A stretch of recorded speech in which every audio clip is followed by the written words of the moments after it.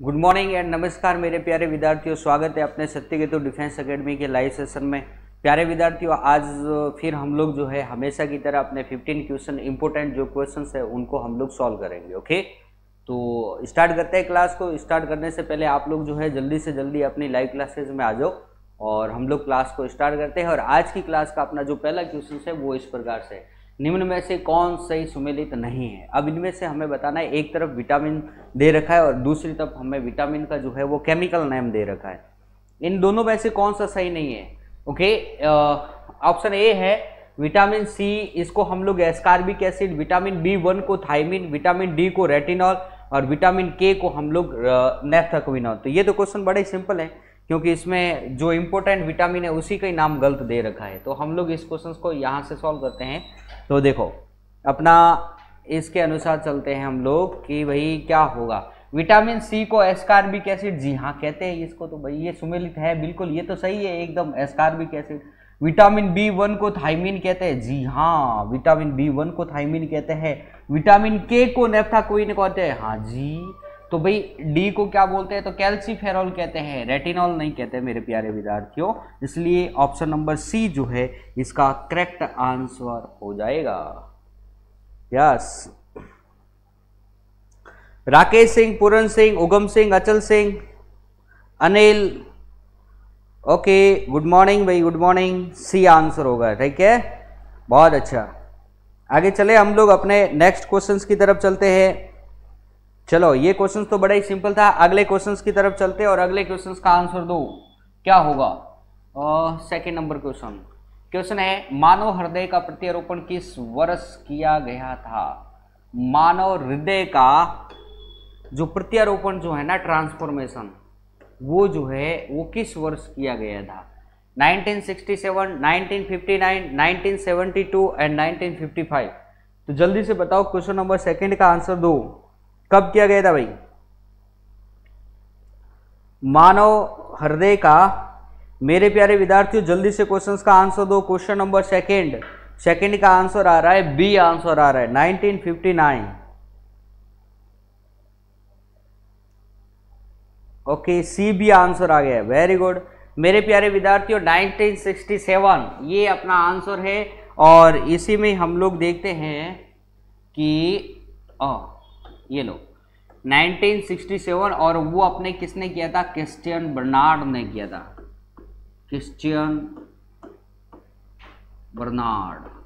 आई बात समझ, इसने जो है वो किया था, बराबर ना, क्या किया था 1967 में जो है मानव हृदय का प्रत्यारोपण किया था। ओके, आगे चलते हैं हम लोग अपने नेक्स्ट क्वेश्चंस की तरफ चलेंगे। अगला हमारा क्वेश्चंस जो है वो इस प्रकार से है। क्वेश्चन नंबर थर्ड, मूत्र का पीला रंग किसकी मौजूदगी के कारण आता है। बहुत सिंपल क्वेश्चन है और हम लोग हमेशा से ये क्वेश्चन जो है वो पढ़ते आए हैं, बराबर ना। ओके,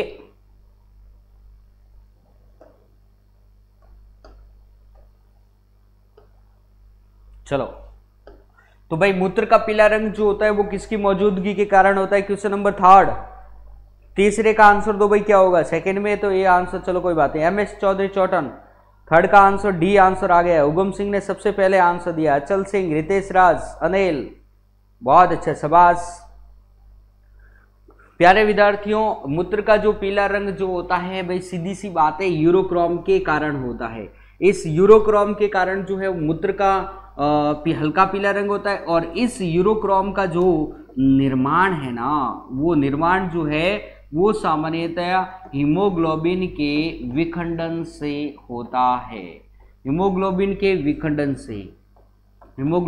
विखंडन से जो है वो सामान्यतया यूरोक्रोम का निर्माण होता है। ओके, चलो ठीक है, तो आगे चले हम लोग अपने अगले क्वेश्चंस की तरफ चलते हैं।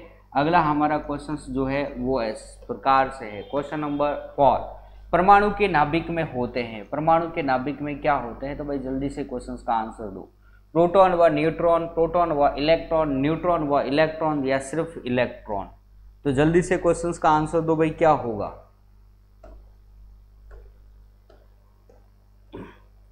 कि परमाणु के नाभिक में क्या होते हैं, परमाणु जो होता है उसके नाभिक में जो है वो क्या होगा, परमाणु के नाभिक में क्या होगा। जल्दी से क्वेश्चंस का आंसर दो। प्रोटॉन व न्यूट्रॉन, प्रोटॉन व इलेक्ट्रॉन, न्यूट्रॉन व इलेक्ट्रॉन, सिर्फ इलेक्ट्रॉन। क्या होगा भाई, जल्दी से। परमाणु की खोज जो है वो किसने की थी, तो अपने जॉन डाल्टन ने की थी, जॉन डाल्टन। और वो अपने जॉन डाल्टन ने कब की थी, तो सन 1908 में की थी। आई बात समझ में। इसके बारे में सर्वप्रथम जानकारी किसने दी थी, तो भाई जानकारी जो है वो कणाद ने दी थी। ये बात है हमारे पास में पता है। अब इसमें क्या क्या होता है, तो भाई इसके अंतर्गत एक निश्चित कक्ष में जो है बाहर की तरफ इलेक्ट्रॉन होता है और नाभिक में प्रोटॉन प्लस न्यूट्रॉन होता है। इलेक्ट्रॉन जो होता है वो ऋणावेश होता है और प्रोटॉन जो होता है वो धनावेश होता है, बराबर ना। तो सीधी सी बात है कि परमाणु के नाभिक में क्या होता है भाई, नाभिक में एक तो होता है प्रोटॉन और एक होता है न्यूट्रॉन, यानी कि proton plus neutron. Option number a ही हमारा जो है वो क्या है, करेक्ट आंसर है, बराबर ना, प्रोटॉन व न्यूट्रॉन। आगे चले हम लोग अपने नेक्स्ट क्वेश्चंस की तरफ चलते हैं। क्वेश्चन नंबर 5, परमाणु संरचना का मॉडल जो है वो किसने विकसित किया। परमाणु संरचना का मॉडल,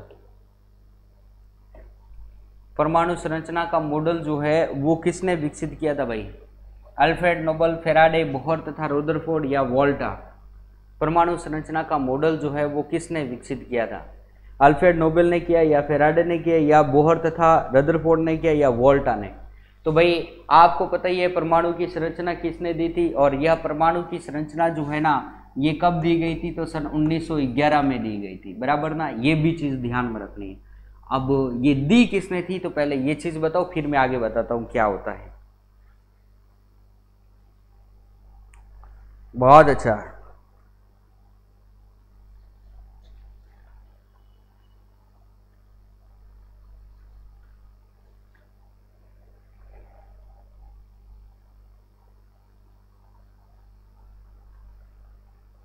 यस बिल्कुल सही आंसर है, यानी कि सी, बोहर तथा रदरफोर्ड ने। बोहर व रदरफोर्ड ने सन 1911 में जो है ये अपने क्या दी थी, तो परमाणु की संरचना दी थी। इसे हम लोग क्या बोलते हैं, और हम लोग और इसको किस नाम से जानते हैं, अल्फा प्रकीर्णन प्रयोग। अल्फा प्रकीर्णन प्रयोग, या फिर अपन इस नाम से जानते हैं कि रदरफोर्ड का नाभिकीय सिद्धांत। इसको इस नाम से भी, रदरफोर्ड का नाभिकीय सिद्धांत, ये भी अपने इसी परमाणु संरचना को ही जानते हैं, नाभिकीय सिद्धांत। ये चीज़ ध्यान में रखना। आई बात समझ में ना। ओके चलो ठीक है, आगे चले हम लोग अपने अगले क्वेश्चंस की तरफ चलते हैं। और अगला हमारा क्वेश्चंस जो आता है क्वेश्चन नंबर 6, मेसॉन की खोजकर्ता कौन है। बहुत अच्छा क्वेश्चन है कि मेसॉन के खोजकर्ता का नाम क्या है। तो बहुत सिंपल क्वेश्चन है, जल्दी से क्वेश्चंस का आंसर दो भाई, क्या होगा। क्वेश्चन नंबर 6 का आंसर दो। जल्दी से क्वेश्चन नंबर 6 का आंसर दो भाई, क्या होगा जल्दी से।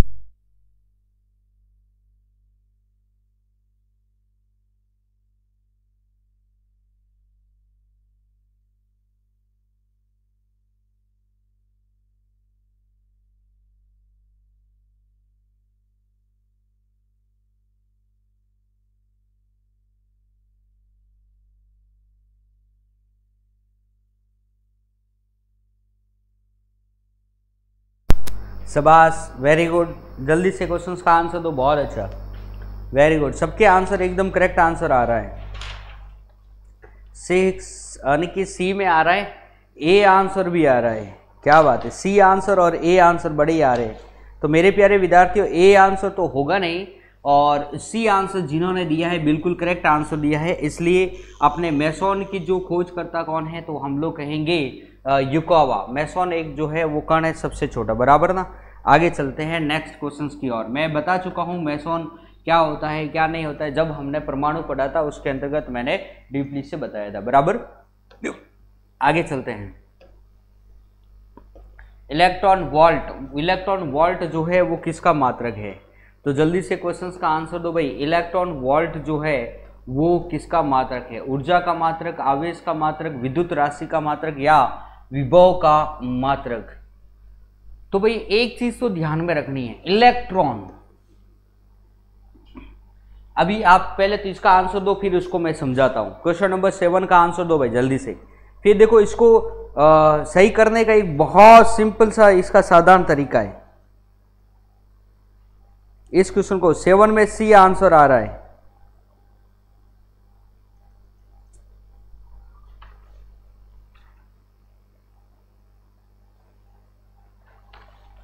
बी और सी,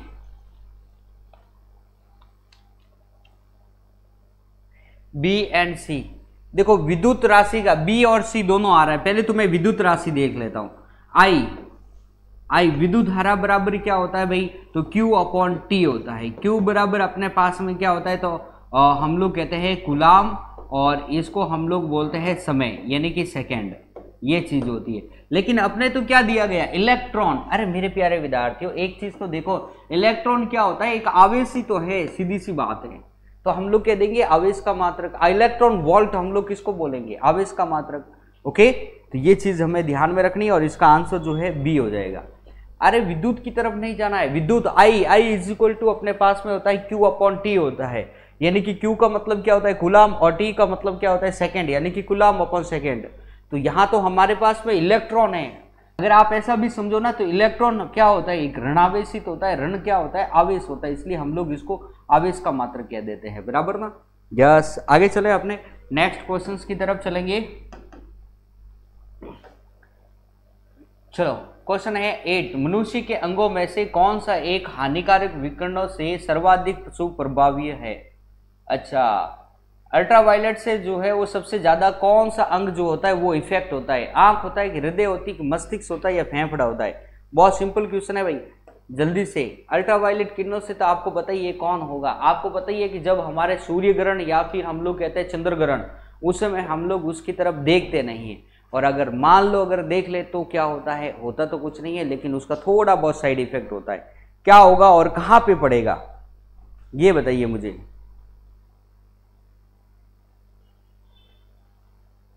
कुंदन सिंह सी,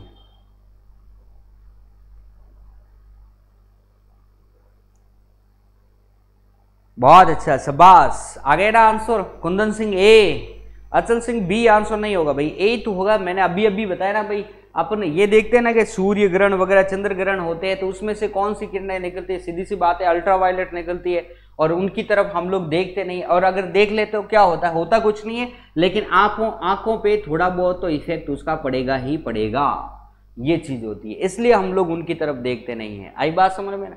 तो हृदय, मस्तिष्क और फेफड़े, इनके ऊपर तो एक झिल्ली पाई जाती है जो इनकी सुरक्षा करती है, लेकिन आंख जो होती है वो अल्ट्रावायलेट के डायरेक्टली जो है वो क्या आती है, इफेक्ट में आती है, इसलिए आंख जो है वो सबसे ज्यादा जो है वो प्रभावित होगी। ऑप्शन नंबर ए हमारा राइट है।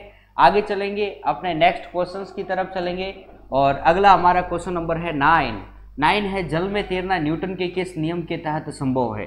भाई ये क्वेश्चन जो है पहले भी आ चुका है, फिर भी अभी देख लेते हैं हम लोग कि न्यूटन के किस नियम से तैरे। तो भाई ये नियम जो है ना, इस नियम को हम लोग क्रिया प्रतिक्रिया का नियम कहते हैं, क्रिया प्रतिक्रिया। आप मुझे जल्दी से बताइए कौन सा नियम है, क्रिया प्रतिक्रिया। ओके, और आपको पता है क्रिया प्रतिक्रिया होती है, तो सीधी सी बात है कि इसके एग्जाम्पल में अगर हम लोग देखना चाहे तो एग्जाम्पल हमारे पास में कौन सा हो जाता है, जैसे कि नाव से कूदना, नाव से कूदना, आई बात समझ में ना। जल में तैरना, हो गए ना क्रिया करती है, नाव से कूदेंगे तो भाई कूदेंगे तो आगे जाएंगे, और नाव जो है वो क्या जाएगी, पीछे जाएगी।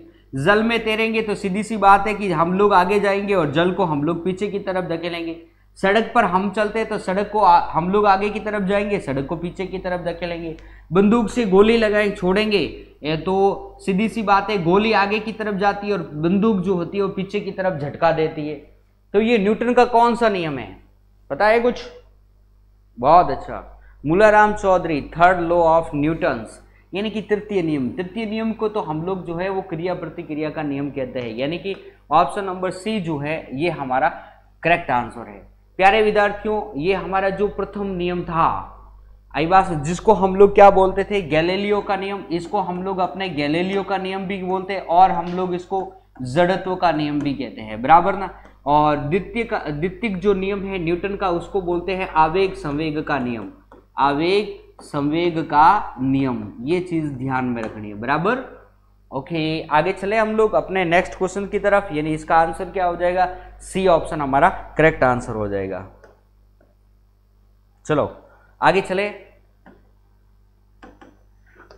क्वेश्चन नंबर 10, वे पौधे जो अत्यधिक नमक वाली मिट्टी में उत्पन्न होते हैं क्या कहलाते हैं, जीरोफाइटा, मेसोफाइटा, हेलोफाइटा एंड थैलोफाइटा। बहुत सिंपल क्वेश्चन है भाई, जल्दी से क्वेश्चन का आंसर दो भाई, क्या होगा। जो लवणीय भूमि जो होती है ना भाई, NaCl क्या है, एक लवणीय तो है, ये नमक, नमक क्या है, एक NaCl क्या है, तो भाई सीधी सी बात है NaCl एक लवण है। और हमने पहले भी देखा है कि लवण का निर्माण जो है एक तो अम्ल से और एक हमारे पास में जो है वो क्षार से हुआ है, यहाँ से NaCl, ये NaCl, यानी कि मैं इसको थोड़ा सा सही देख लेता हूँ ना। ओके चलो, ये आ जाता है, एक हम लोग कहते हैं HCl प्लस NaOH, अम्ल प्लस ये हमारे पास में क्या हो गया, ये क्षार हो गया, अम्ल प्लस क्षार। और यहाँ से हम लोग देखते हैं कि इसमें से जब ये हटा लेते हैं, जब ये हटा लेते हैं तब हमारे पास में एक तो बन जाता है NaCl और एक हमारे पास में H2O हो जाता है, बराबर। तो ये लवणीय मिट्टी में जो उत्पन्न होते हैं उसे हम लोग क्या कहते हैं, सीधी सी जल्दी से बताओ क्या होगा।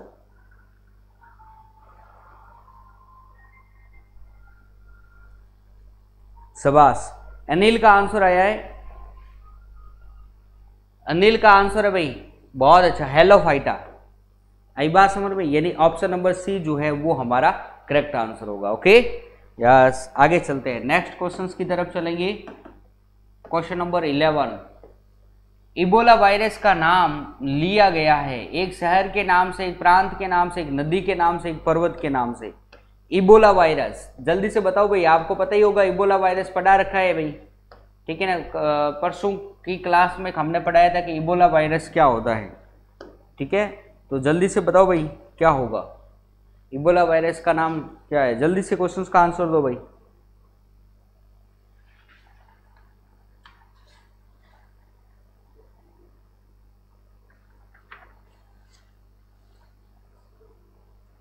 हाँ, अभी 2-1 दिन पहले ही बताया, ठीक है ना। चलो, ये क्वेश्चंस जो है ना मैं आपको जो है होमवर्क के लिए देता हूं, HW, इसको जो है आप क्या करना है, अपने जैसे ही ये खत्म होती है क्लास, उसके तुरंत पश्चात आपको अपने देना है यूट्यूब पे, अपने कमेंट बॉक्स में इसका आंसर देना है। ओके चलो ठीक है। ये भाई ऑफलाइन जो देख रहे अभी नहीं देख रहे, उसके बाद ये जब वीडियो देखेंगे ना उनके लिए ये क्वेश्चन है। 11 नंबर, 12 नंबर, उद्योगों में निम्नलिखित सूक्ष्म जीवों में से कौन सा एक प्रकार सर्वाधिक व्यापक रूप से उपयोग में आता है। जीवाणु, जीवाणु और कवक, जीवाणु और शैवाल, जीवाणु, सूक्ष्म शैवाल और कवक। क्वेश्चन को समझ में आ गया है क्या। क्वेश्चन तो अपना ये कह रहा है कि उद्योगों में निम्नलिखित सूक्ष्म जीवों में से कौन सा एक प्रकार सर्वाधिक व्यापक रूप से जो है वो उपयोग में आता है। तो भाई जल्दी से बताइए कौन सा जो है सर्वाधिक व्यापार में जो है उपयोग में आता है। क्वेश्चन नंबर 12 का आंसर दीजिए।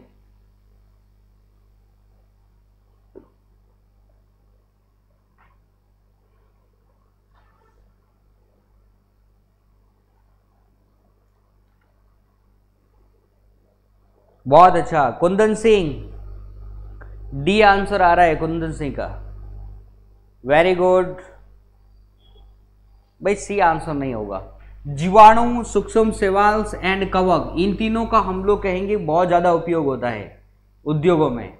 अरे होता ही है ना, जीवाणु तो आपको बताइए, अपन दही में भी देखते हैं, लैक्टोबैसिलस नामक जीवाणु होता है, क्लोरेला नामक एक शैवाल होता है जिसको हम लोग जो है जब वायुयान में जाते हैं या फिर अंतरिक्ष में जाते हैं तो उसको अपने खाने के हम लोग अपने साथ में लेके जाते हैं। कुछ कवक भी जो होते हैं जैसे कि ब्रेड बनाते हैं तो उसमें यस्ट जो है वो हम लोग डालते हैं। आई बात समझ में ना। ये सब क्या है, उपयोगी तो है ना। तो इन तीनों का उपयोग करते हैं, जीवाणु, सूक्ष्म शैवाल और कवक इंडस्ट्रीज में। चलो भाई आगे चलते हैं अपन 13 नंबर क्वेश्चन। हाइड्रोफाइट जो है वो किसे कहा गया है। एक सामुद्रिक जानवर को, एक जलीय पौधों को, या एक पौधीय रोग को, एक जड़ रहित रोग को। बहुत सिंपल क्वेश्चन है भाई, सिंपल क्वेश्चन है, जल्दी से क्वेश्चंस का आंसर दो भाई। हाइड्रोफाइट किसे कहा जाता है?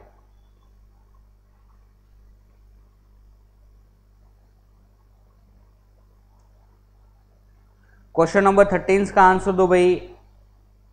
भाई ये तो नाम से ही पता आ रहा है, देखो हाइड्रोफाइट एक नाम से पता आ रहा है।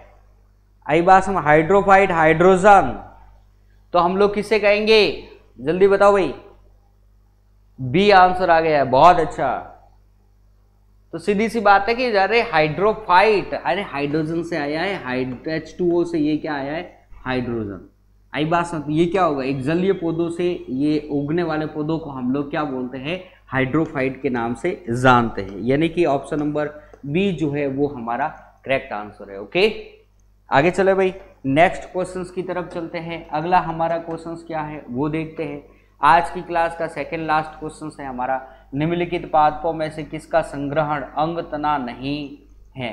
मतलब कि किसका संग्रहण जो है अंग तना नहीं है। आई बात समझ, यानी कि इसमें से कौन सा स्टेम नहीं है? तो बहुत सिंपल क्वेश्चन है भाई, आपको कई बार मैं लिखवा चुका हूं कि भाई इनमें से कौन सा स्टेम है और कौन सा स्टेम नहीं है। आपने देखा होगा गन्ना, अदरक और आलू, ये अदरक और आलू जो है ये अपना क्या है? ये भूमिगत तने का रूपांतरण है। अदरक और आलू क्या है? भूमिगत तना है, बराबर ना। और ये तो अपना आपको पता ही है, ये तो स्टेम वैसे ही होता ही है, गन्ना तो। और अदरक क्या है? तो अदरक अपनी जो है वो क्या है भाई? रूट है। अब कौन सी रूट है? तो हम लोग कह देंगे भाई अपस्थानिक रूट है, ये भी है।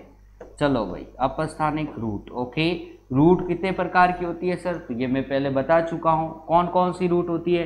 एक होती है मूसला रूट होती है। एक कौन सी रूट होती है? तो एक होती है अपस्थानिक रूट होती है, ये मैं पहले ही बता चुका हूँ। और आपको ये भी बता चुका हूँ कि मूसला रूट कहाँ होती है और अपस्थानिक रूट कहाँ होती है, राइट। ओके, यानी कि डी नंबर ऑप्शन अपना करेक्ट होगा। चलो आगे चले, हम लोग नेक्स्ट क्वेश्चन की तरफ चलते हैं। अगला हमारा क्वेश्चन नंबर है 15। तालाब का रेशम या जल का रेशम निम्न में से किसे कहते हैं? स्पाइरोगायरा, यूलोथ्रिक्स या क्ले मिडोमोनास या म्यूकर? तो जल्दी से क्वेश्चंस का आंसर दो भाई, क्या होगा? तालाब का रेशम या जल का रेशम निम्न में से किसे कहते हैं?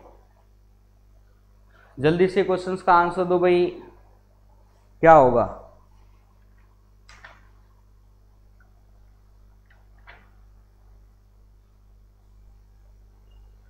तो तालाब का रेशम या जल का रेशम हम लोग किसको बोलेंगे? तो स्पाइरोगायरा को बोलेंगे। यानी कि ऑप्शन नंबर ए जो है वो हमारा करेक्ट आंसर है। ओके प्यारे विद्यार्थियों, तो आज की क्लास के अपने 15 क्वेश्चंस जो है वो कंप्लीट होते हैं। हम लोगों ने जो है इस क्लास में बेहद इंपॉर्टेंट क्वेश्चंस पढ़े हैं। आप लोग कंटिन्यू इन क्वेश्चनों को देखते रहिए। जो क्वेश्चंस नहीं आते हैं उनको अपनी नोटबुक में जो है वो नोट भी करते रहिए। ओके, तो चलते हैं, कल फिर मिलेंगे। तब तक के लिए आप सभी को मेरा जय हिंद, जय भारत।